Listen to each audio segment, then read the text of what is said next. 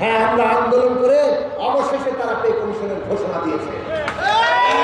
1 বছর সময় লেগেছে। আউটসোর্সিং কর্মচারীদের কথা শোনা হয় নাই। আন্দোলন করে তাদের জন্য আমরা নীতিমালা তৈরি করেছি।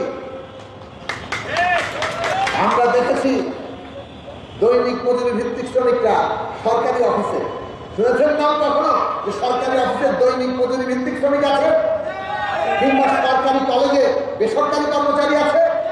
তাদের জন্য কোনো নীতিমালা নাই। যা আছে তাদের ন্যূনতম তাদের কোনো অধিকার নাই। আমরা দেখেছি পল্লী বিদ্যুতে, এই পল্লী বিদ্যুৎ সমিতির সারা দেশের প্রায় 45,000 কর্মকর্তা কর্মচারী, তাদের দাবি নিয়ে আন্দোলন, তাদের দাবি পূরণ হয় না।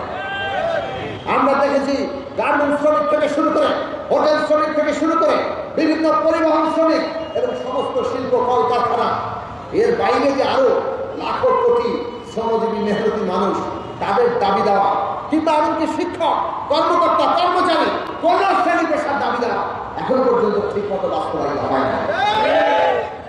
দিনের পর দিন তারা প্রেস করে, সমাবেশ করেন, বিভিন্ন মন্ত্রণালয়ের স্মারকলিপি দেন।